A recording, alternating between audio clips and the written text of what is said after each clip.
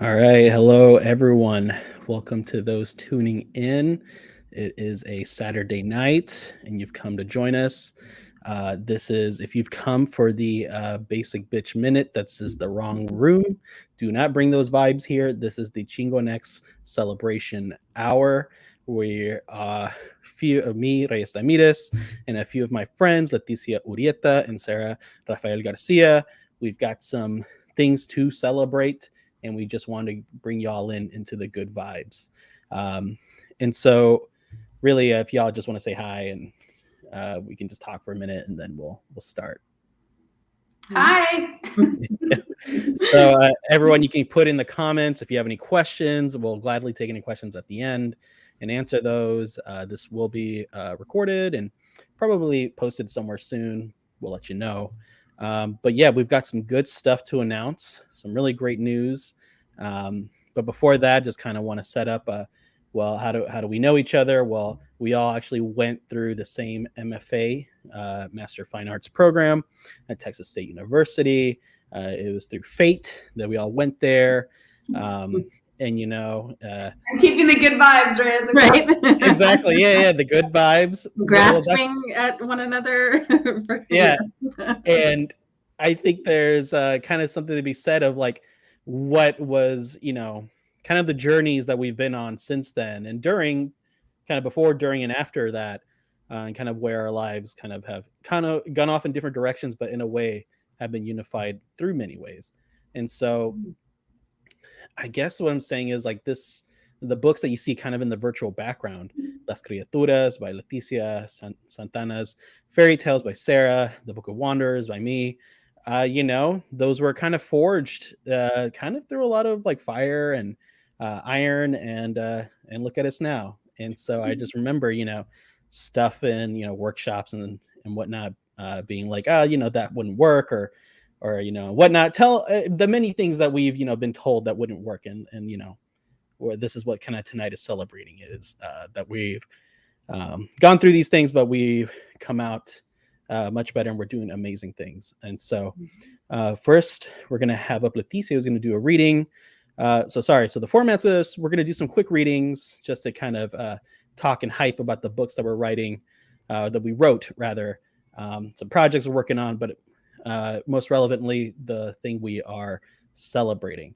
And so Leticia, for you, the thing we are celebrating is that you were recently announced as the finalist for the Sergio Troncoso Award for Best First Book of Fiction from the Texas Institute of Letters.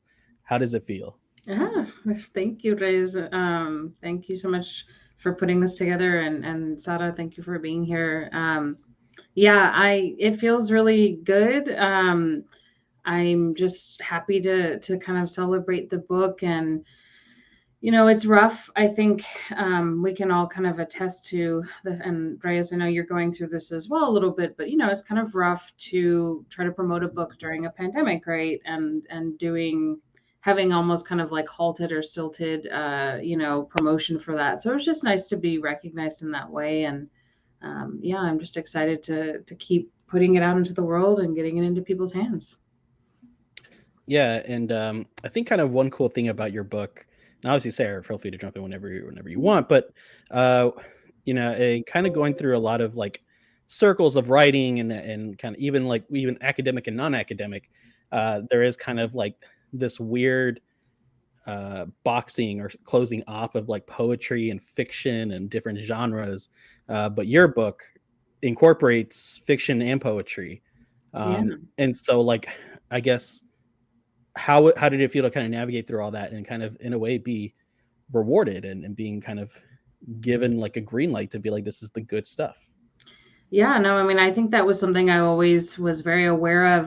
This is the book that I wrote when I was supposed to be working on my thesis, when I was supposed to be working on my novel, right, for my thesis at Texas State. And in so many ways, I think like the stories and poems in this book, have evolved over several years to kind of represent the kind of wilder me, and then just kind of the things that often go unspoken in our lives due to trauma and, kind of all these different things that happen to us. So it's just really nice to see how people are responding to it and kind of giving it a chance, which is something that, is just kind of a challenge sometimes with marketing a book, right? And getting it out there. And I just am, very, very grateful for Edward Viduare at Flower Song Press and all the wonderful team that they have there who are doing, just amazing work kind of putting out books like mine and taking chances on books like mine. And also I have Sarah to thank for that because she encouraged me to submit my book to them. So it's all full circle. Yeah, Awesome.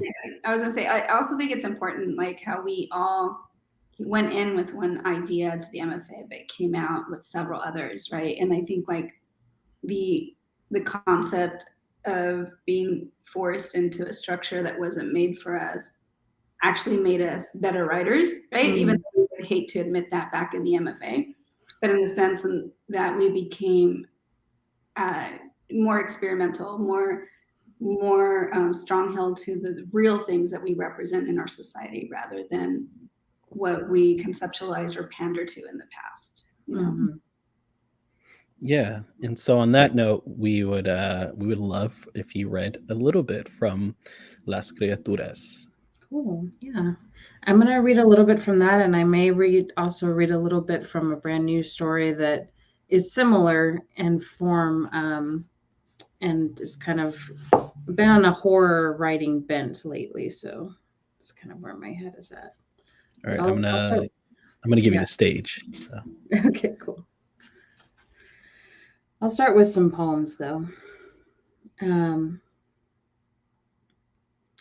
This poem is called La Rosa. Don't make me your mother's cautionary tale, and I won't make you mine. When we find each other, accept all that I have to give and take. My thorns can plunge bone deep and twist your heart from your chest, but don't make that our story. I don't have to be the fruit from that elusive garden, the siren calling from the rocks. We can be us two together, no violence involved, as long as you accept my giving and my taking, natural as the waves crashing and returning what you thought was yours. I can be your dream mujer, but never the waiting one, the crying ghost dressed in white that haunts rivers and crossroads for what she has lost. I will not be tethered. I can settle like sediments on a rock for a time, watch the city from the bus window, let you steer us to the way. Always I will return to my original state of being, folded in on myself to prevent withering, drying out, bunched closed, waiting for the season to open. You will have to time the cycles and hope you get it right. Pull your bleeding hand from my stem and remember what your mother told you about love's furtive flame. That's that one. I'm going to read another poem before I get to the longer work.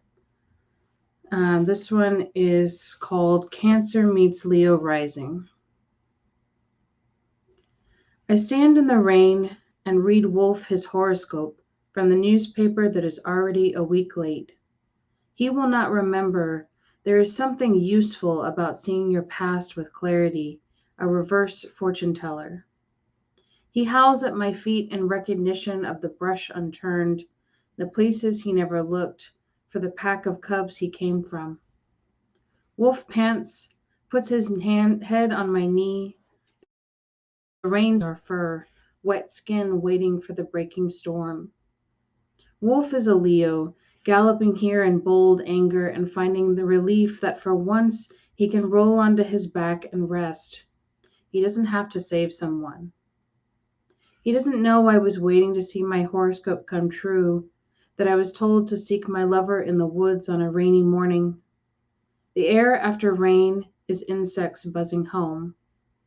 I crumple the wet horoscope, let Wolf shake off his body and trudge off to a woodland floor, waiting for his feet. Thirsty earthworms wriggle over my toes. Aphids come to nest in my hair. I lay in the wet grass, imagining the whispers passing through roots beneath me. Let's see. Okay. I'll read.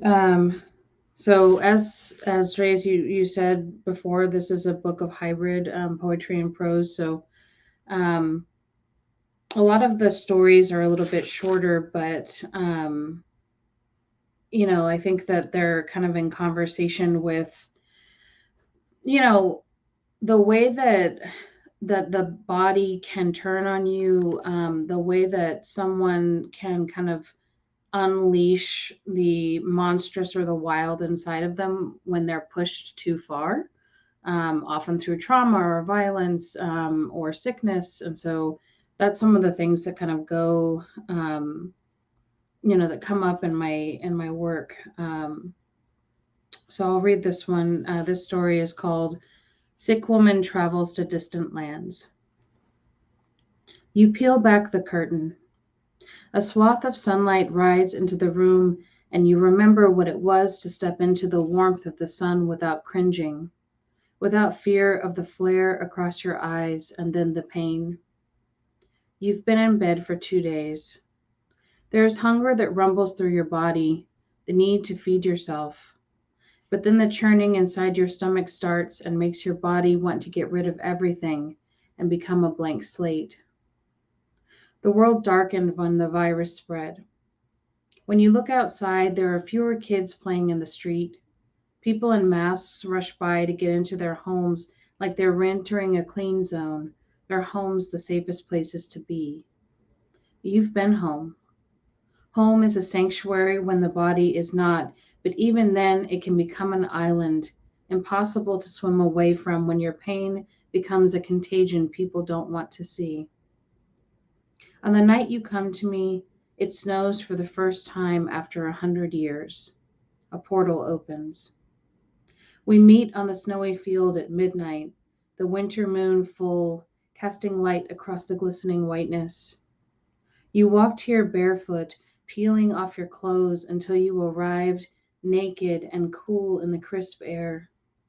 You don't recognize me at first, but with time you will. First, you bow in front of me on your knees, arms bent forward and head down so that your frizzy hair sweeps the snow, leaving traces. When I bow my head to you, you know that you can climb aboard my brown hard shell and lay back across it like a starfish stuck to a rock. Your spine conforms to the curves of my shell. Your skin melts, becomes hot and sticky against me as we become one. All that we see are the tips of bare tree limbs and that full solstice moon watching us move slowly across the snow, back towards the portal to my world. Your body has melded so seamlessly with my shell that you feel to me like a second spine, a layer of protection from the monsters of your world who would cage me and tear my shell from the rest of my body to consume me. This is why you don't scream as we cross the threshold, even as your naked skin turns from translucent white to red and begins to slough off of you in crisp layers that burst like a pollen bomb. Your body is becoming something entirely different. I move slowly to take you away from yourself, back to my home where pain is a song, a story from another world. How am I doing on time? I think you're good. I mean, if you want to read another poem, I'm done. Okay, cool. Yeah. I'm actually going to read part of this new story, just a little bit of it. I'm not going to read the whole thing, but yeah, this is a new piece I started working on that is kind of in a similar vein. What does pain do to the body and make possible? So, and it's called Detached. The storm wails outside, creaking the trees against the window. I lie in bed, trying to sleep against the noise and the shadows. Pressure builds in my face with the pull of the storm. Pain is familiar but sharper tonight, cresting in waves, drawing me under. I feel the pull in the left cheek, right under my eye, like a hook caught in my meat and reeling me in. And it does.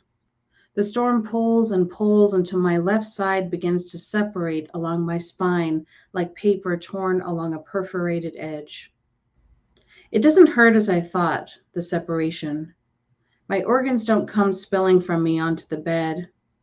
Instead, my body unzips and I can no longer feel my left arm or leg or the normal ache in my hip from lying on that side. My left side gets up to stand at the window, pressing my hand against the rain-splattered glass. I can still see out of that eye. The left me looks into the darkness, sees our reflection in the glass. They open the window, wind whipping the rain inside, and jump out onto the muddy ground a story below. I watch all of this from the bed, and in my mind I can see what left me sees in a cloudy dream. Left me is buffeted by the storm outside, but doesn't seem to have trouble balancing as they glide down the street, a perfect perforated ghost. A natural healer once told me that during pain reduction massage that the left side of the body is the most sensitive part, the part that receives energy and processes pain. As she rubbed her elbow into the tender flesh of my left shoulder, she explained how she was trying to release the tension, the pain, the residual trauma that was stored in the muscles and bundles of nerves on my left side. When I left the massage, I iced my shoulder and wondered if what she said was true. What was she unlocking, her hands on my body? Left me moves like a corporeal shadow down the street. The me that remains lies immobilized on the bed like I have been so many times, but now the source of my pain has left me. They move and move against the wind with intent. I feel their being full of the bitter bile of rage and waiting. They fly past houses, past our neighborhood, and to another part of the city I have never been to before, where tall, two-story white houses with long columns and wide lawns crowd the street. They move to the front steps of one house with red curtains in the windows and lights gleaming in the rain.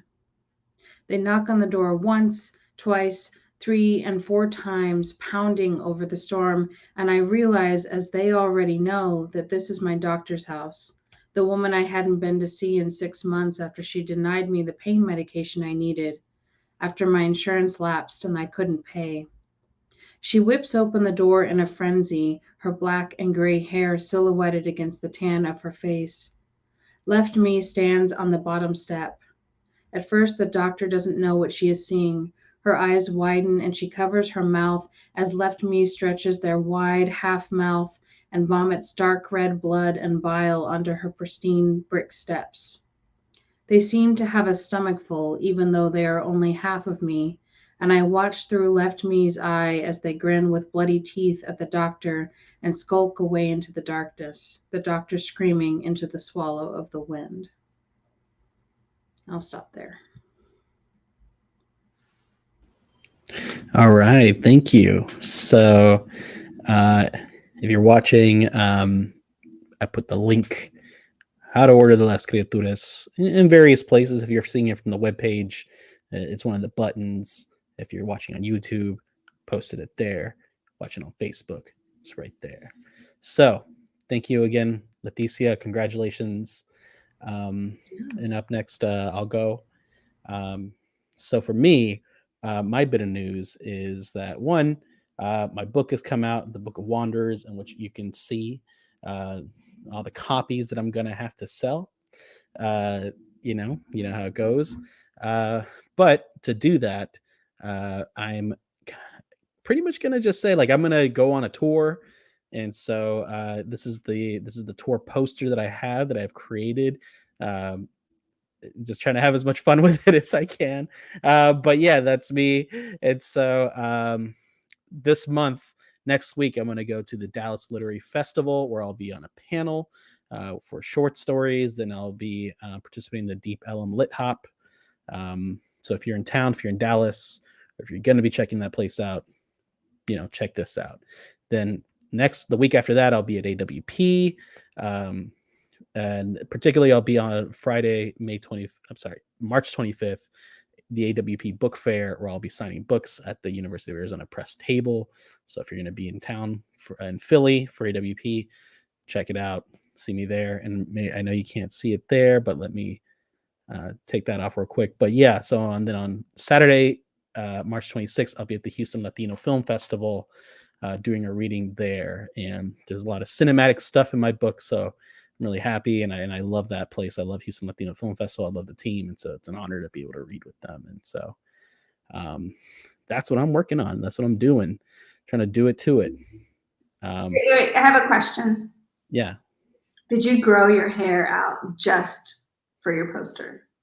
No. This is a lifestyle. This is, I wish I could just do things like that, but no, this is a lifestyle. I have to clean, comb it nearly every day, put oil in it, and all that good stuff. Wow, you do a lot more than I do. Well, yours looks great. Yeah. This is not combed. This is took it out of the rubber band so it looks like I combed. Yes, we need to all share our hair care routines. Definitely into that. Yeah, I definitely.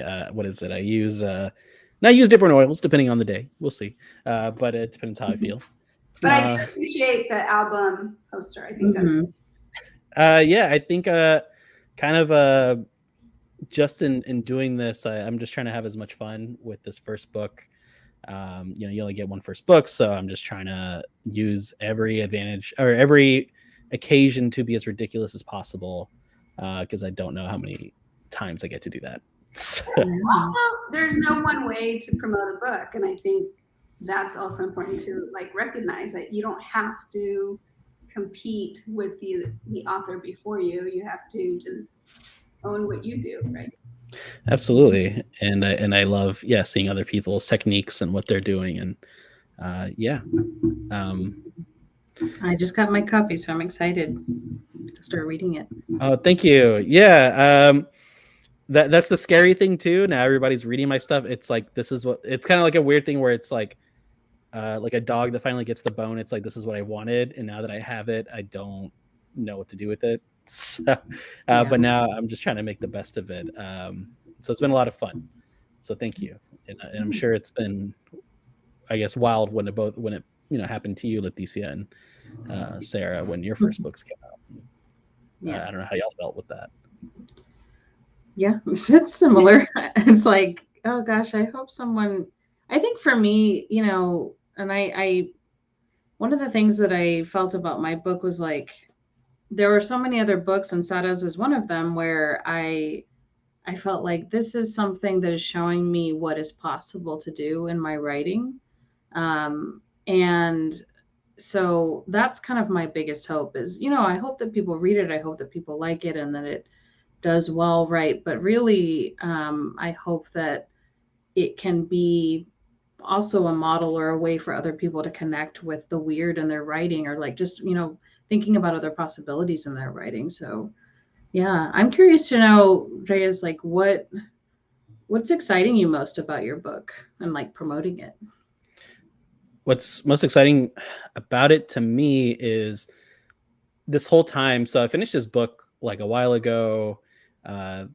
Pitching it, sending it out was a whole year. Then editing it for the printing was another year, and so it's been done for a minute. And I think at first I was like, oh God, I finished this book years ago, and I'm gonna have to talk about it. But then I was like, I think that's also the exciting part, is that now it enters so many different new contexts that I would not have been able to dream of. And so I'm excited to see how people interpret it, how they talk about it, and in what ways they'll put it, and what, whether they hate it or they love it. I know it's going to be fun to see, how different people react to it. And so thinking of those different ways, how different people are going to react to it, I think has been the funnest. I think the privilege all three of us have is that we've read each other's writing. Yeah. Right. And I think there's a different appreciation of the evolution to the book that gets published. And I don't think anybody that's had that experience can actually compare it to what they're reading without the connection that we have. Right. I think for me, it's now as a published writer, but also as a former, I always say recuperating MFAer. Like, and then watching friendships evolve and see where people are. I think the beauty is in the humans behind the book, not necessarily just the book, right? And I think we have to remind readers of that there's humans behind these books. Mm-hmm. Who are always evolving. Yeah. Go for it. That's one thing they never talk about, like in the MFA, is like how you change with your writing. Yeah. Like by the time you finish, let's say, a book or a huge project, you're a different person than as you were before when you started. And so I think that's also just been crazy to be like, even now, if I read my book now, I think if someone tells me like, oh, you wrote this line, I'd be like, I don't remember doing that. But if it's in there, I wrote it, I guess. Yeah. I wouldn't do that now, or like I wouldn't start this story this way now. Yeah. But yeah. So I'm gonna read a bit. I'm gonna read quickly. I'm gonna keep it short, but I'll start. Let me get y'all. All right. So this is a story, a short story, very short one. If I finish it in 10 minutes, cool. If not, cool too. You'll just have to buy the book to find out. But the story is called Lilia, and you'll see what it's about. Oh, and just trigger warning: there is some death, but just be prepared for that. Lilia, female, 8 years old, 3 foot 5 inches. Hazel eyes she got from her mother that burned like rusty flames around a black sun. Coca-Cola black hair that in sunlight glowed cherubic gold. Puffy cheeks with lips between them that opened to reveal chiclet white teeth whenever she was cooed to sleep. Died in the backseat of this reddish car. Cough scraped out of her little larynx like a knife over toast, before less oxygen went into her lungs than out, before the whistly wheezing became airless choking, before the grip she had on my hand became the soft scratching into my palm, before I looked back at her as we pulled into the hospital parking lot and never seeing her again. This is before I kind of went crazy, before I did and said a bunch of stupid shit, before I lost my job and her mother, before I begged everyone not to leave. It didn't work. I'm not going to go too much into detail of what my life was before Lydia, or after, because none of it is of any use anymore. Let's just say driving people from point A to point B in this car is all I'm good for now. It happens. Anyways, it's my overnight shift I took on after not making enough during daylight hours last month, bills piling up near the front door like hourglass sand. I start as the sun finishes setting, what's left of its purple residue still lingering over the Houston skyline. I clean the interior of my car by vacuuming the seats and picking up anything left from passengers. Sometimes I'll find a long strand of hair that I hold up to a light. I always examine them closely, and they all glow with the same yellow, so I'm never sure how long it's been since Lilia.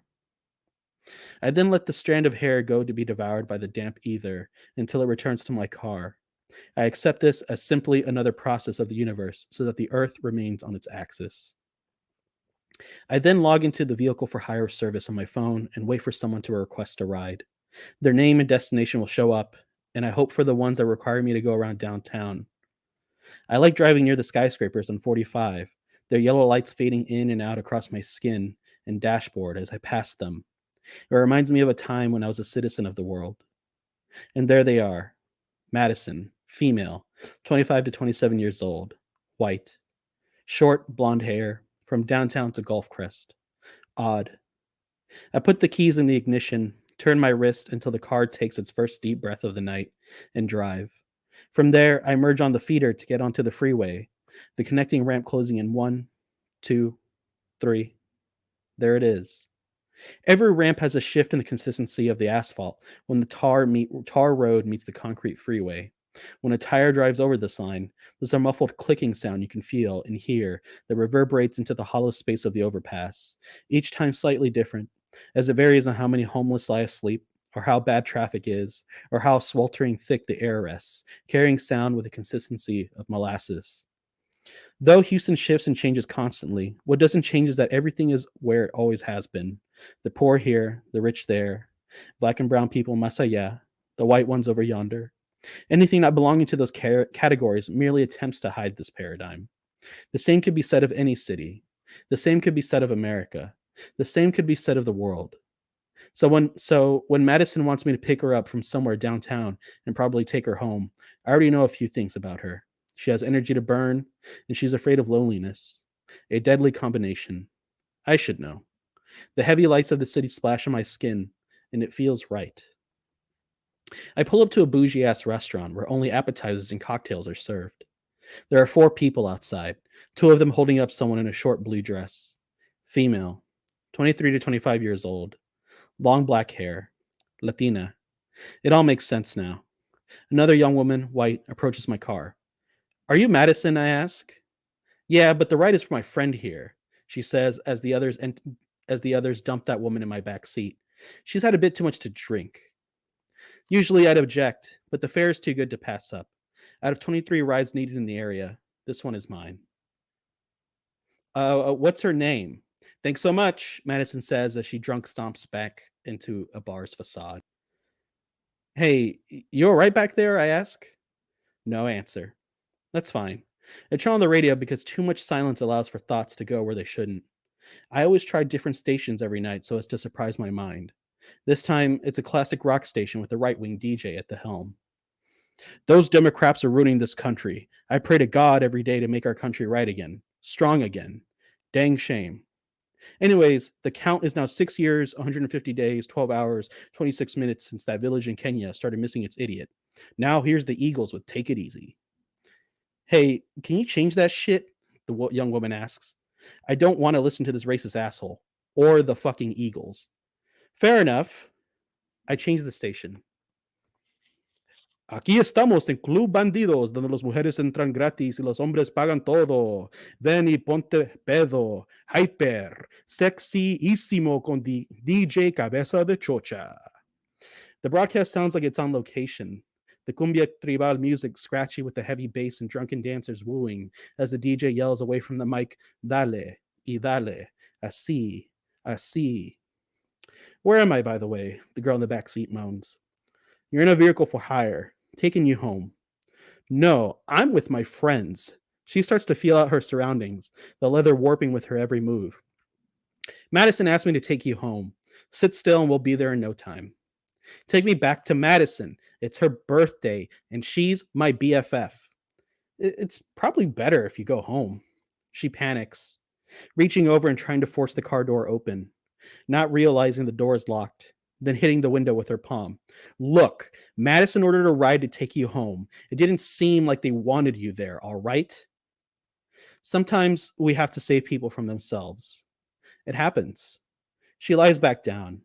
I drive for a while. It's all going pretty smoothly until we get into her subdivision. And shit, there it fucking is. A train. The arms of its crossing signal lower, and the bell screams. Fuck. Hey, the train's coming. Do you know any way around? I asked the young woman. Nope, we have to wait it out. Fucking Houston, huh? Fucking Houston. I turn up the radio. Aquí estamos en Club Bandidos con bebidas fuertes y mujeres prettyísimas. ¿Verdad, chicas? Pues, ¿qué haces? Ven a Club Bandidos 2 con DJ Cabeza Besa de Chocha Chocha Chocha. I haven't been to that one, the girl in the backseat says. No? You like that kind of stuff? Totes.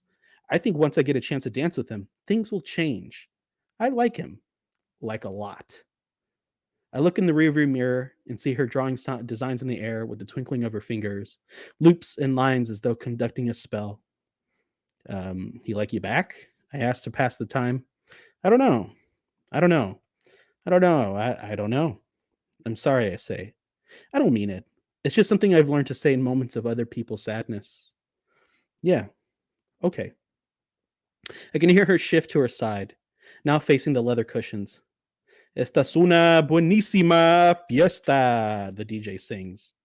It's best to not think about what he's doing right now, I say. It's true. I did it all the time with my ex-wife, and all I got was a few scars on my knuckles. But it's too late. She starts to heave, then whimpers. If I don't intervene, the whimpers will become full-blown weeping, then coughs, then a decision has to be made. I should know. And I will end it there. the drama. But yeah, if you didn't catch that, yeah, it's about an Uber ride. I used to take drunken Uber rides all the time, so I was like, what if I was, the drunk ass? Well, I mean, I was the drunk asshole in the back. Now, what if I was the driver? So I loved my Lyft or rides in Houston when I took them. I know we always had conversations about it. I was like, let me tell you about my Lyft ride again. The DJ announcements were like maybe a little too real. It's like, oh man. yeah, I know. That's like the crazy thing. It's like they're more ridiculous than that. Yeah. If I could do sound effects in text form, I would do it. But yeah, I feel like you needed that. You were trying to. I think you were doing a pretty good job of nailing that air horn, and yeah, it was bringing me back. Yeah. Yeah. But yeah, thank you. So again, the book is out. If you want to order, you can order through the press. If you have to order through Amazon, do what you got to do. But rather you order through Libromobile. Yeah. Order through Libromobile. If there's your press. Yeah. No, there's tons of great ways. If you go to bookshop.org, you can order the book there, and you can list Libromobile as the beneficiaries of the little percentage that they give to indie bookstores. So do it to it. They actually give us really good percentage if you belong to the American Book Association. I think that's what it's called, or Booksellers Association. Normally, this is just like bookseller tidbits. 10% if you don't belong to that. 30% if you belong to that. Nice. So, yeah, and then in some cases we make more than the authors, which is sad. Yeah, that's the one thing they also don't tell you. It's like, oh yeah, you have to buy copies of your book sometimes. Right. Sometimes. All the time. I don't know what deals other people be getting.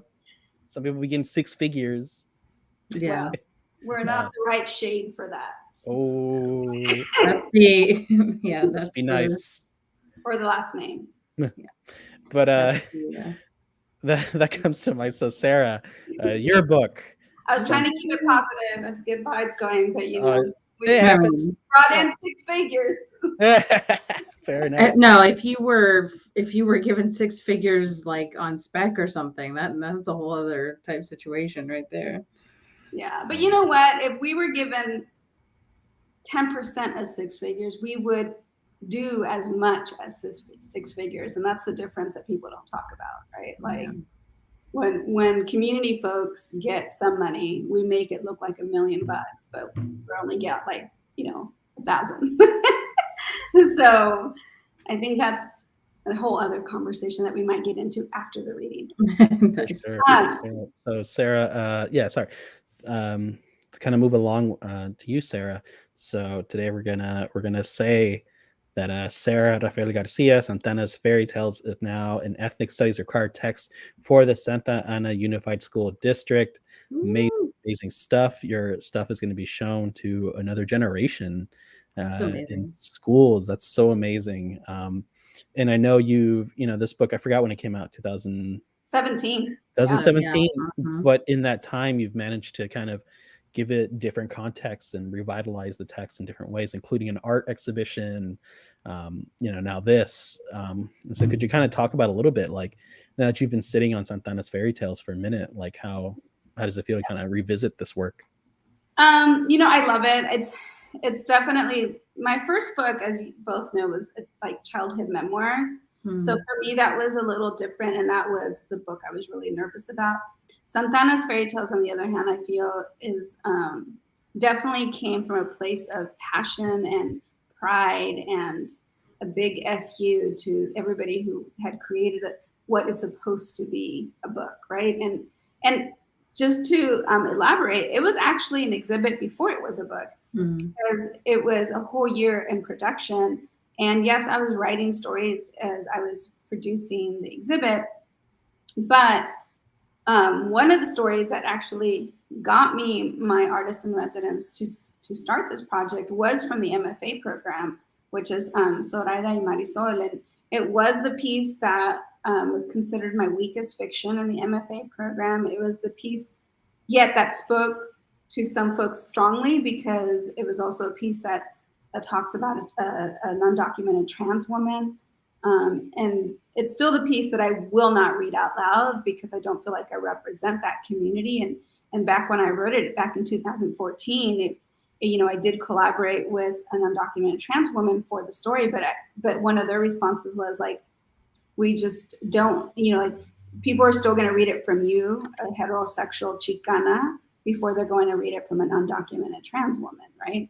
And I think that was my like key into this project was like we have to be all inclusive in these stories because it makes up the community. And so going forward, that was something that was really that stuck with me with every project was like, what is the community saying before what it has to come before what I want to say. And so now with an ethnic studies read, like text read, I think, well, one, I'm very proud because it's in my own hometown. But two, it's like we still have a lot of work to do. There's so many writers, so many artists in our community that go unrecognized. And I was just talking to someone earlier today saying, like, what about all the artists and writers that happened before social media? Like that generation that didn't have this platform and existed in times that it wasn't, the community in the arts industry was not woke enough to acknowledge that artists of color, writers of color had a platform already, right? And outside of the canons that were created as tokens, right? Or tokens created into canons. So I still think about who we missed and who's still not recognized. But I'm gonna flip this around, and because my work has been out for so long, and you've all heard me read in so many different ways. So is there a story both of you want to hear me read that you haven't heard me read? Like I said, the only one I won't read is Soraya and Marisol, but only because I feel like that's more appropriate for someone from the trans and undocumented community to read besides me. So in a minute. So I can give you the titles and then you can choose. We have The Carousel's Lullaby, which I read a lot. Just a House, another one that I read a lot. Hector and Graciela, When the Mural Speaks, and The Wishing Well. I want to say When the Mural Speaks. Yeah, I was going to say the same thing because I haven't heard that read in a long time, and I love The Carousel, and I love a lot of these. I mean, I love all these stories, but yeah, that sounds good. Yeah, When the Mural Speaks, I really like it because I love the artist, Carlos Aguilar, who I actually got to interview for the story, and the art actually incorporates him. So the silhouette that you see in the art is actually his silhouette from a picture, which is great. And Carlos is still a very difficult artist to get a hold of because he really does live off the grid in many ways. I mean, not only is he a labor worker, but he's always moving from place to place in some cases. And recently I happened to be closing my bookstore and I opened my door and he was right there. And I was like, Carlos, what are you doing? He goes, what are you doing? You guys moved? And so then now, as you both probably know, is that Santana's Fairy Tales art is actually in my new bookstore location. So we were able to snap a picture and talk about other projects he has going on. But it's also really important because this story was written with the mind of the folks who do art for the point of placing forcing a counter narrative to community. And Carlos Aguilar's reason for creating this mural that exists in Logan, Barrio, and Santana is to say that we are more than just Chicano artists, right? And he wanted to produce a mural that spoke to the history of Mexican Americans in the United States, not just being typecast into creating quote unquote Chicano murals, right? And so he did a mural for what initially started as World War II veterans, Mexican American veterans, to acknowledge the 500,000 plus that died. But then how our community works through Chisme, right? The Chisme was, hey, there's this guy in Logan Barrio creating a mural for World War II veterans, and then the next person took it to Mexican American veterans, and then the next person took it to all Mexican American veterans. So he was getting images for his mural from World War II to like present day veterans. And so he says, I'm not going to tell someone no, but also acknowledging that Mexican Americans in our community continue to contribute to the military force in this nation and die and or serve and yet still have no rights when they come back home. So that's a lot of context for that. Yeah. Awesome. Thank you. So I'm going to give you the stage. All right. Let's see. I'm going to start with the beginning and then I'll jump around. It all started at the restaurant, the one on Washington and Custer. It's the oldest Mexican-American restaurant in Santa Ana. Thank you, Gloria. As usual, you serve the best huevos rancheros in town. Say, can you tell me what that guy is doing out by the wall? I saw him setting up some sort of scaffold platform. Now, what is he doing? Why is he out there? Oh, you mean Jose? He's painting. He has a plan to paint all the soldiers. All the soldiers? Oh, I mean the war veterans. You know, the viejitos, the old guys, like you, Mr. Harry. Gloria smirked as she picked up my plate. She always got her words twisted. Sometimes to take a poke at me. Other times I noticed it was jumbled in her translation of English, Spanish, whatever she spoke. That Monday morning before court, I did as I had always done for the last 30-some years. I ate breakfast, ordered the same plate with a black cup of coffee and flour tortillas on the side. Gloria wore a royal blue Mexican dress with white fringe, as she also did on Wednesdays and sometimes Fridays. She too had aged like I have. She lets the ruffles sit high rather than off her shoulders, and her apron, pressed and clean, sits wide on her childbearing hips. I think she once told me she has 3 or 4 sons. I'm sure they are fully grown by now. I finished my breakfast that day and left the same tip I always leave, just under the porcelain coffee mug that seemed to wear the years like both of us. Adios, Gloria. See you next week. Si Dios quiere, Mr. Harry. Si Dios quiere. Bye-bye. Before walking out the front door, I nodded to the owner and grabbed a toothpick by the register. Once outside, I purchased the county's paper from the nearby stand. It was then I got a good look at him. He was wearing a backward baseball cap, stained black t-shirt, and baggy, real baggy khaki pants. We all know the type. Some are tattooed with local street names, Spanish last names, and portraits of women. They usually linger on liquor store corners or donut shops here in my city. I know. I have prosecuted my fair share in the last 4 decades.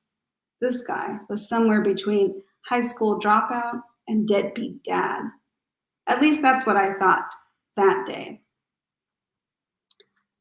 I returned the same week. I mean, I've been investing in the joint for decades, so I have the right to come and eat when I want. Not only is this the second oldest authentic Mexican restaurant in the county, it's the first Mexican neighborhood in my city. Many of us, white folks, have been going there through the years. We keep it from going under. We keep telling people that too. Through all the bad times that occur in this neighborhood, Logan Barrio has somehow survived it all. And this restaurant is very welcoming and patronized by folks who don't live here, many like myself. I was looking out for everyone's best interest. Very few joints in such areas are this reputable. When I returned this time, that guy had already painted a few profiles of military folks in shades of sepia. They seemed so realistic and good. I was curious to know more about them. Howdy. So what are you doing painting there, son? It's obvious, isn't it? I'm painting war veterans. Well, I can see that, but what's the point of it all? Was your pops a veteran? No, sir, my pops lives in Mexico. I chuckled after he made this statement. A part of me felt like he was trying to be sarcastic. I gave him the benefit of the doubt. He didn't seem to know who I am. To him, I was just another gringo, I guess. So why the interest in war veterans then? Do I need a reason to honor those who have fought for our country, sir? Well, no, it's quite honorable. I'm just wondering why a guy like you is doing this work, I guess. A guy like me? Yeah, I guess that's how it would look to a guy like you. No offense, kid. Oh, I'm not offended, sir. It's not the first time a guy like you questions me. Not offended at all. Maybe a little too used to it. Maybe you should read the names of these men, stare at their faces hard, like really hard. Let the art speak to you. Maybe they will tell you why a guy like me is making sure everyone notices them. They too fought for this country, but very few of them get recognized when they walk through our streets, especially by guys like you, sir. Gomez, Martinez, Pena, Rodriguez. I said some names out loud so he would know I was being serious. By the time I finish, I'll have a lot more names for you to read on this mural. The guy spoke, so sure of himself, without an accent or misuse of words. His English was clear, not muddled like Gloria's. Can't know for sure, but he must have been born here. He was a little too confident for me. For the first year, I kept going back. Sometimes he was there, sometimes I'd go weeks without seeing him. So the owner isn't paying him. How does he get his supplies? I had to ask Gloria. Our gente takes care of him, Mr. Harry. Sometimes we feed him. Sometimes people bring him paint. Many people, even some 100 miles away, bring him pictures of their family members so he can paint them. Gente, people whose family one time lived here too. Huh, well, I'll be damned. Never thought he'd be doing it on his own dime. Mr. Harry, you thought someone was paying him? Gloria raised her right eyebrow and stared hard at me. I guess I was a little embarrassed. Well, yeah. Why would a guy like him do it on his own? Gloria just shook her head in disapproval, picked up my plate, and walked away. Ay, ¿oíste lo que dijo? Todos estos años comiendo aquí y todavía no conoce nuestro barrio o nuestra gente. She said gibberish I didn't understand. It was the first time she didn't seem happy with me. Or maybe it was the first time I actually heard her, really cared what she said. She came back with my change without saying a word. I felt bad, but didn't know why. I left her $1 more than usual, just to let her know. I didn't mean to insult her or Jose.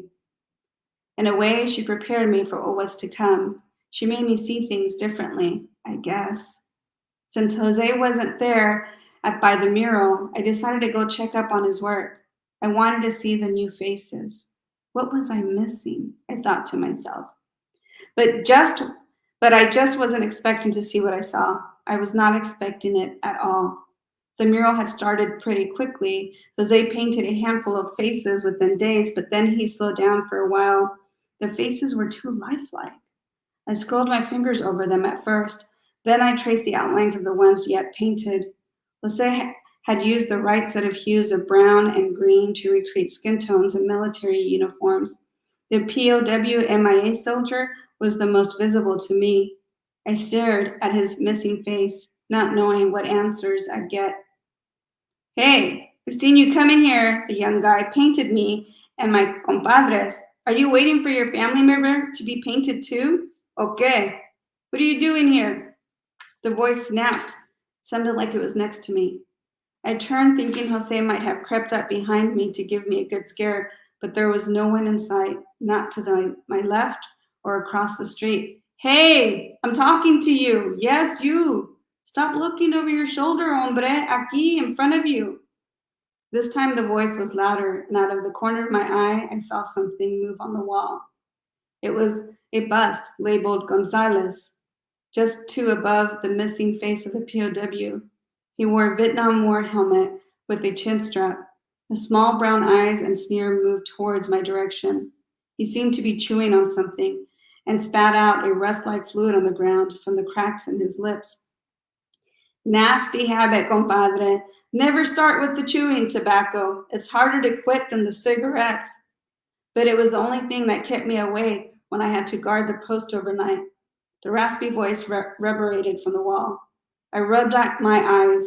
I thought maybe the spicy salsa had given me indigestion. Maybe I needed more coffee. Shit, maybe I was having a stroke. I stared at Gonzalez. He kept chewing and trying to get me to talk to him. I'll stop there. So yeah, so that was fun for me for obvious reasons, but mainly because I got to tell it from a point of view of an old white guy. Yeah. Nice. Yeah. Yeah, like, that story. I'm curious, like, I guess, like, so just because I've always wanted to put a mural in one of my stories, just because I think it's so prone to like the imagination, obviously, but also like narratives. And so I guess what drew you to tell a story? I mean, I'm sure there's plenty of murals, but why that one? Actually, in Logan Barrio, there's not that plenty of murals because it's so highly condensed with folks. And there is Chepas Park, which was a story I was thinking about including in the book, but I didn't get around to interviewing anybody quick enough to include it, which is another project I'm working on now. But I think for me, what was really important and I was drawn to that particular mural was because, again, Carlos's stance on it. He was doing it on his own time, on his own dime, and it took him 4 years to complete it. And I think often as artists from visiting other communities, we do things because we're getting paid to do it, or we do things to gain some kind of acknowledgement, whereas Carlos wasn't. Carlos was just doing it because it needed to be done.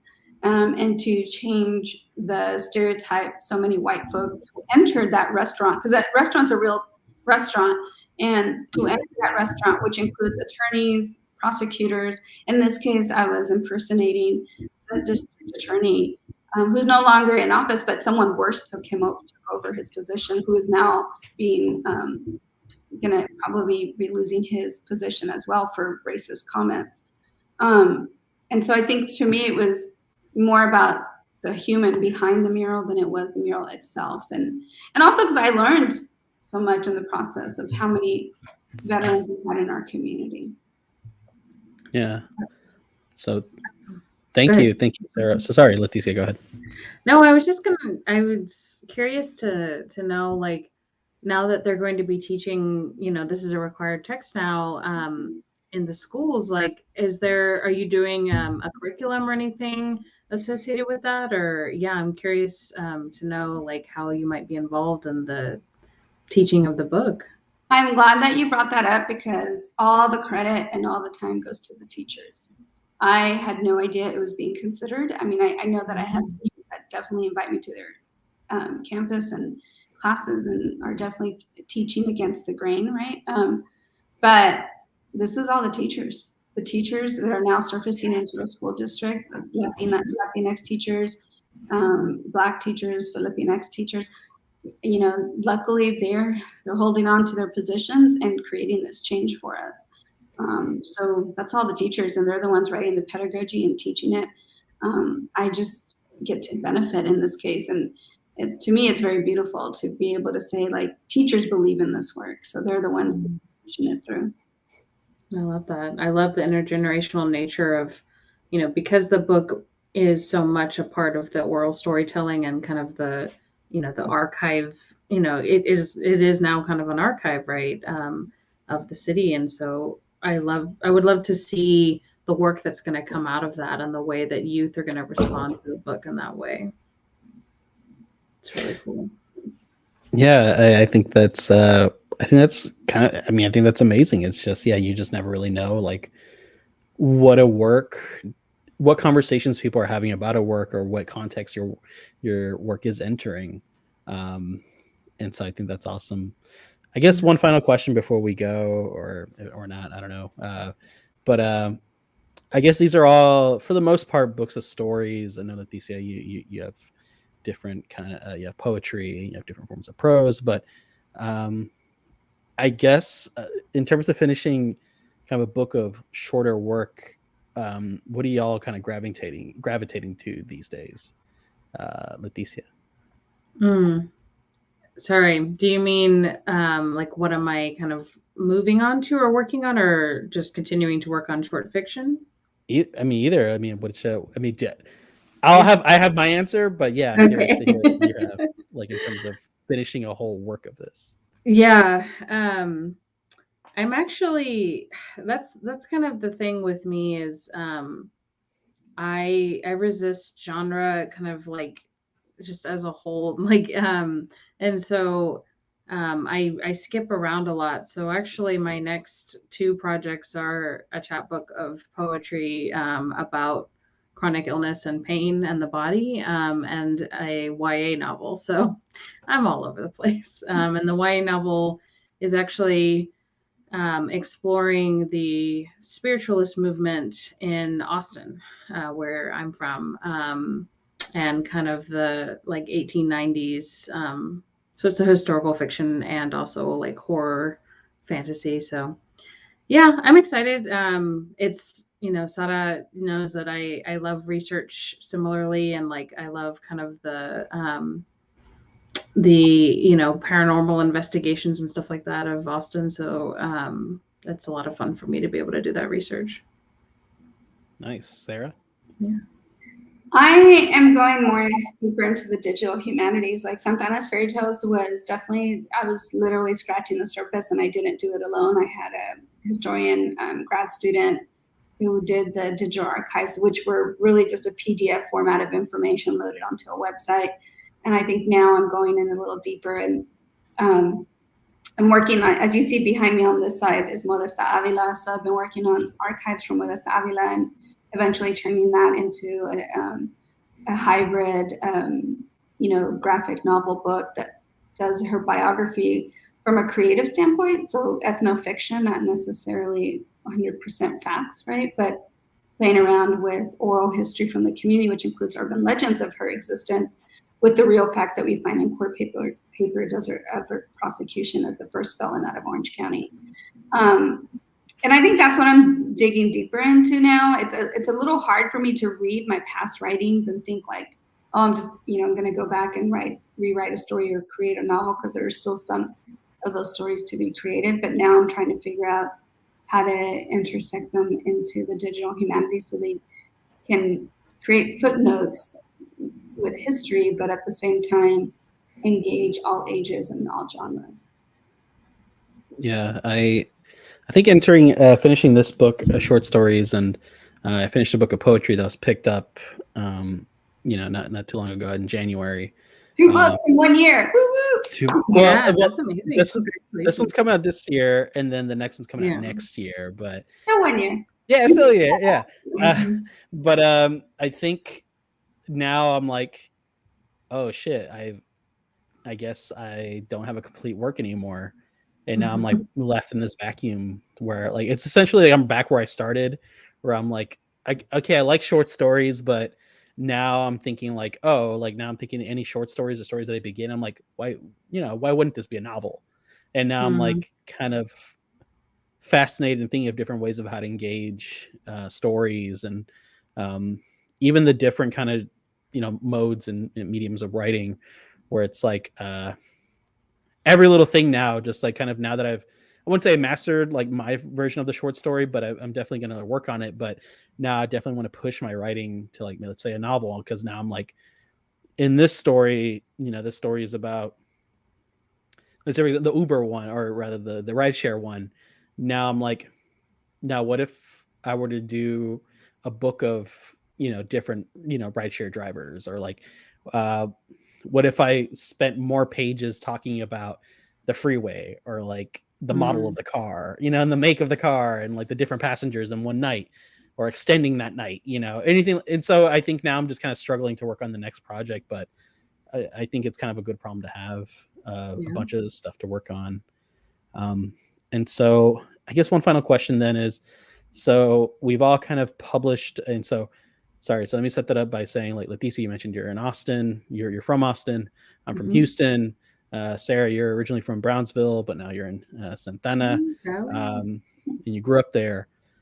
I guess in terms of now publishing different works, I will say that another thing they don't tell you is really like the huge just like discrepancy between like northern publishing and southern publishing, and like what's prioritized from what different region. Because like my first book, this one, Book of Wonders, is from University of Arizona Press, so that's like southwestern. And then my next book is going to be from Hub City Press, which is in North Carolina, I believe.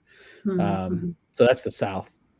And it's just like doesn't compete with like people who get their first books published in New York, or anything like that. And so how has that journey been of like seeing the kind of like the huge margins of difference between like publishing with different places, and kind of tracking your own journey and making your own, Leticia?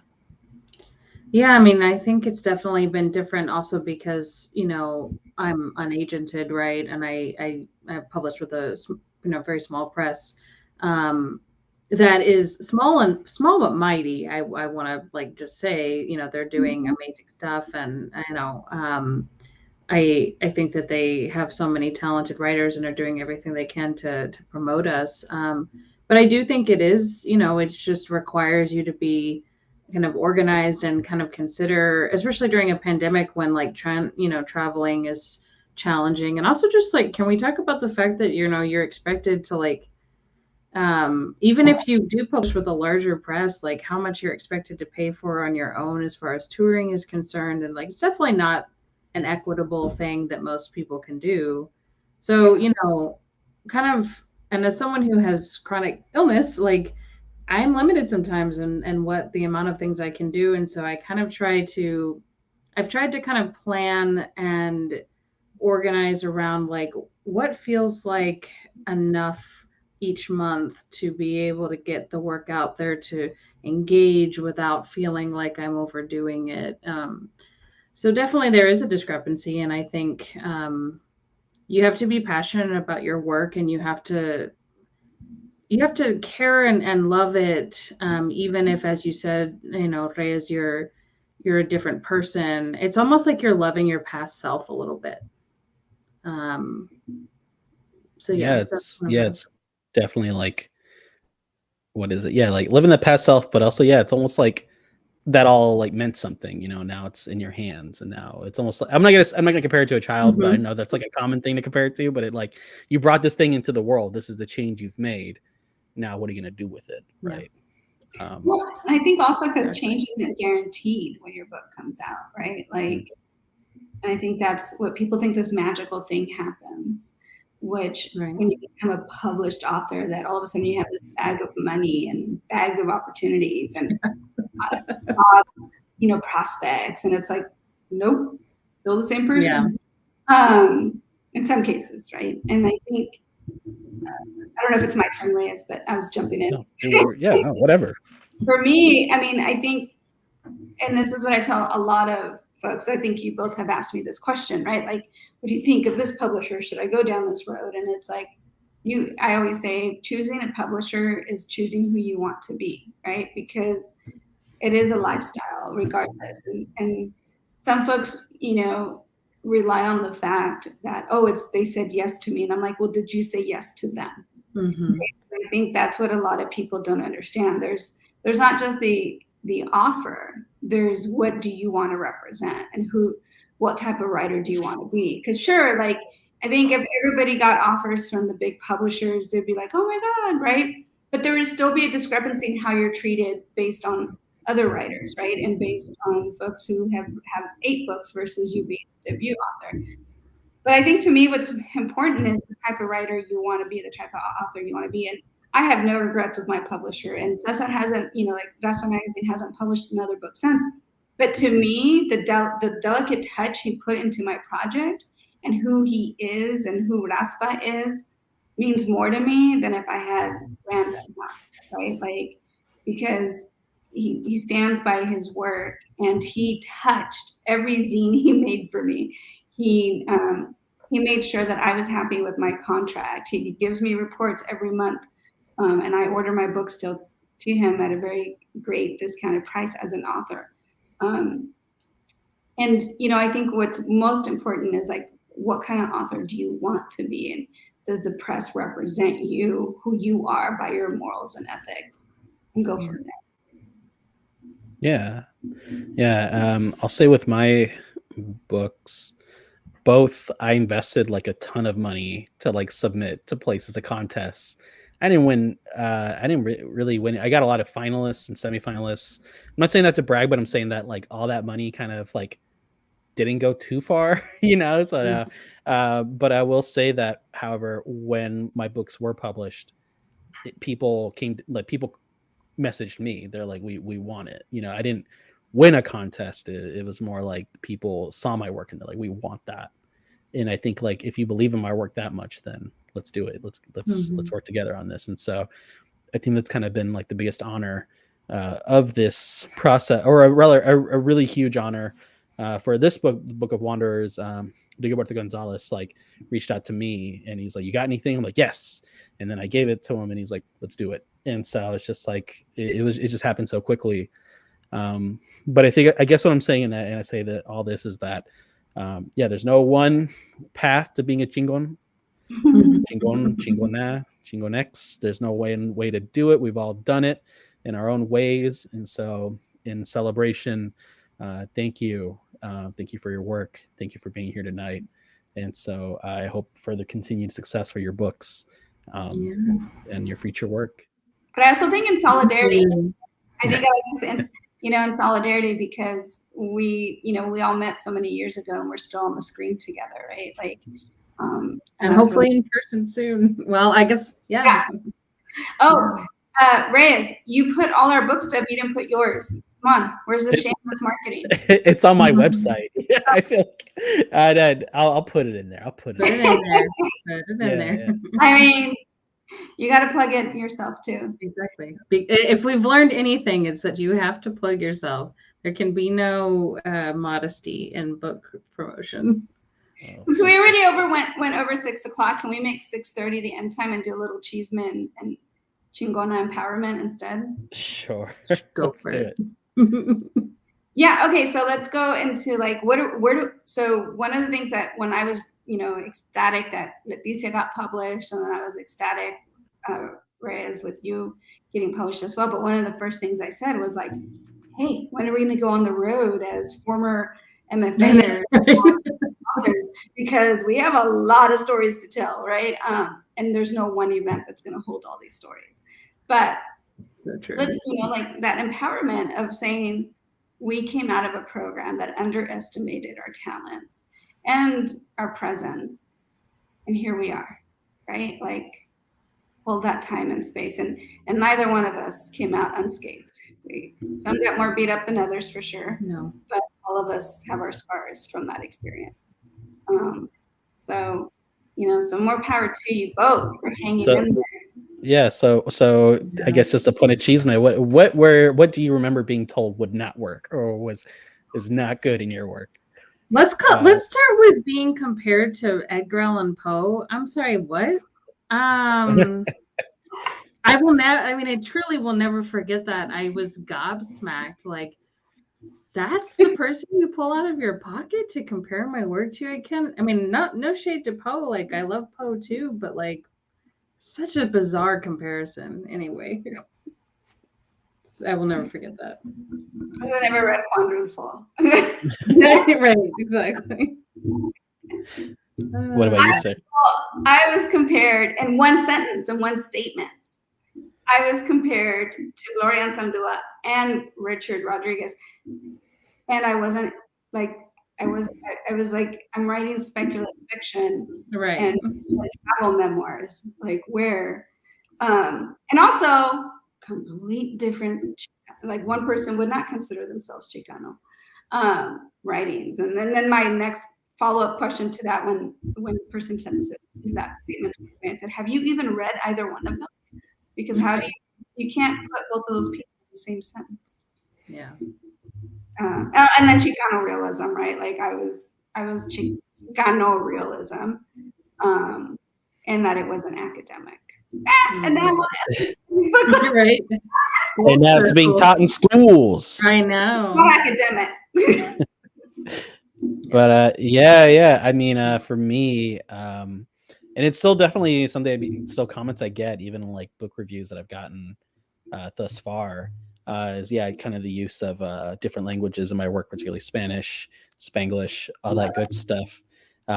Being told repeatedly in different workshops, like I don't get it, so it alienates me. I don't know, blah blah blah, and I'm like, I don't care. I'm just gonna. And it was kind of the thing of like, what you don't like, that's actually what I'm gonna keep. Yeah. Just I'm not. I mean, I wouldn't say it's all pettiness, but it's definitely like just out of my own volition. Like I just wanted to do honor and do right by my work, and if I put it in there, it's because I did it for a reason. And I think now that I like meditated and thought about it, I'm like I'm glad that I held on to that, and didn't let that get extinguished.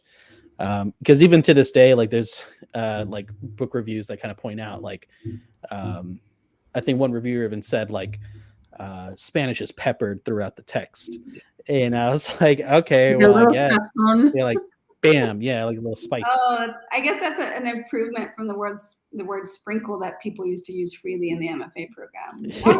Sprinkle it on there. Yeah.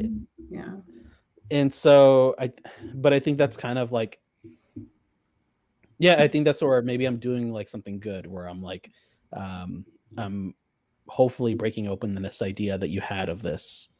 And now, because it's out of your comfort zone, hopefully now we're all like, anyone that reads my work would then like meditate on like the use of language, particularly navigating, English and Spanish, which are, two colonizing languages that were implemented through violence and stuff like that. And so now, hopefully now we get to a point where, we don't have to prioritize a language or anything. But I think, it's going to take a lot more work, right? Because I think when I've been teaching on campuses, I get Filipino students or Filipinx students, and the first thing they say, oh, it's so great that you teach works that have Spanish in it. And I have yet to have an experience with Tagalog. And I'm like, oh my gosh, we still have so much more work to do, because there's so many other languages that haven't surfaced. And we do see, because we are in the literary scene, we can probably all of us name a handful of Filipinx poets and writers who are using their culture and language, but it's still not in the classrooms, right? And how do we participate in those conversations where we empower other languages and culture besides our own? Yeah, because I do remember that this being a thing, and like in our studies and what we're taught, particularly in the MFA, was like form is story, right? The story is the form, and the form is story, and they work together. And it's kind of like, it's not particularly my fault, that you don't understand this form, you don't understand a language. That's a you problem, like I'm not going to be like, I don't want to read any Dostoevsky because it was translated from Russian, and that's silly. Why do I need to read anything that was translated? It's like a weird like line to draw, but it is what it is. Now I'm here. So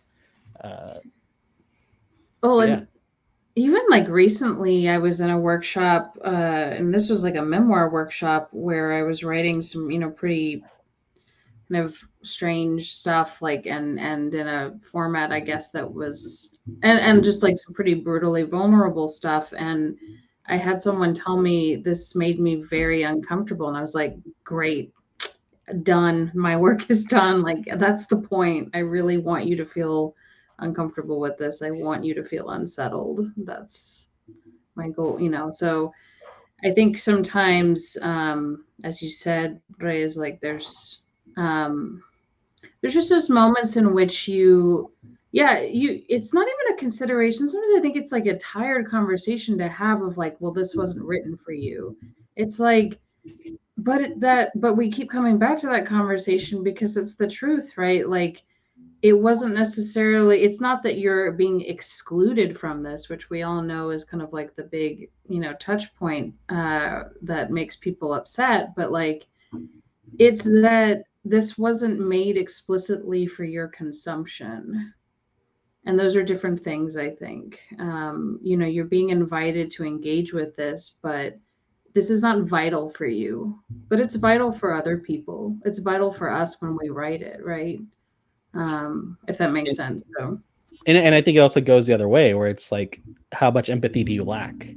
right. Like, because that no one ever, I never got the ability to tell, like my teachers, like, I don't want to read this Shakespeare shit, man. Like, it's in Right. it's a totally different English. Like, I don't like it. It's boring. But I Right. never got the freedom to say that. So it's kind of like, if I can memorize, if I was forced to memorize like entire soliloquies from Hamlet for a grade, then it's like, I think you can just look up some words, man. Yeah, if I had to write essays on Shakespeare, a whole other century and language of my culture, then why can't we have this now, right? Then I'm right. Or having to engage with something deeply, like, why am I having to read Norman Mailer and engage with something deeply sexist and misogynistic and violent? It's like, at some point this becomes, what we're expected to engage with empathy and extend empathy to an author who was kind of a piece of shit. I'm not gonna, let's just be real. It's like, but that same empathy cannot be, given back to us. This is, sometimes you're being exposed to stuff that is truly harmful. It's almost gaslighting. It's like, yeah, absolutely. Yeah, it's like, what is deserving of empathy or what is not. Right. And somehow that happens in a workshop. Yeah, I mean, who is extended humanity, who is extended the complexity of humanity, right, versus other folks. Yeah, I mean, it's the same thing that's happening now in real life, right? Like, how many people are extending empathy and compassion to the Ukraine, yet Palestine and Saudi Arabia folks, like, Palestine's been happening and Saudi Arabia has been cruel to so many in some other neighboring areas that nobody's talking about the things that have been happening, right? And or what's happening, like, even like if you drive 3 hours south, like, exactly. In Texas. I mean, I know you're in California, but I guess even in California, like, even in California. Yeah. Well, I mean, there's no. Go ahead. Sorry. No, please, Leticia. No, I mean, yeah. There was this article celebrating this young 7-year-old child, I think, who traversed all these many miles to get to a refugee camp from and left his parents behind, and how celebrated he was, and rightly so, right? But the same the same feelings and triumphs are not extended to Central American kids who are literally being imprisoned and tortured, so who are being raised in prison at this point, right? And I think that's the part where our education system doesn't seem to catch up with the issues at hand. Yeah. And why we have these stories we're talking about as recuperating MFAers with now published books, and we're still talking about it, right? Like, yeah. I always go back, like you said, like, if people are uncomfortable with it, then I've done my job, because the uncomfortable things that the rest of us had to get comfortable with, that now we're reciprocating that action to be able to sustain ourselves mentally and health, or just stay alive. And is that now I'm challenging all other readers that don't identify with my ethnicity or gender or anxiety filled life, build some kind of empathy, or just open the book, for God's sake, right? Like, pick it up and open it. And I think that I mean, it's more vital like than ever. I want to just absolutely celebrate the fact that your book is being taught in schools. And then on the flip side of that, right, like in Texas and several other southern states, but obviously, like Reyes and I are in Texas, it's the opposite, right? Like we have the progress that has been made as far as what stories are being allowed to be told, right, in publishing and sometimes in mainstream publishing that are being pulled from school library shelves, that are being, taken away from students. And there's just this kind of like constant push and pull between, allowing students, not even allowing, but like giving students space to navigate their stories and how that's represented by other authors. And I think that that's another piece of work that is really important. And, my book is not like it was not, written for a young audience, but like, I know that I have shared some of my stories and poetry with teens, and like, my book would definitely not be allowed to be in schools. Can you imagine? Like, I think all our books could be. I think it's just yes. But yeah, in this current climate, it's like, I think it's even more important for us to be able to, find ways through and find ways to share our stories. Yeah, sorry, I feel like we've been dominating the conversation. No, it's good. No, it's all great things to say. I think kind of as we close out, I guess my final, maybe like a last thing to talk about is, right, access, and what is traditionally, left out or what is allowed. And I mean, and now that we're all kind of like entering these new spaces with our work, we're entering new conversations. How do you I guess, feel in terms of like future projects and what you're doing, and like, how do you think, like, now that you've looking back on what you've created and now what you're going to create, I guess, how different of a person are you? What have you learned? What is like really, what's a takeaway that you've gotten, Leticia?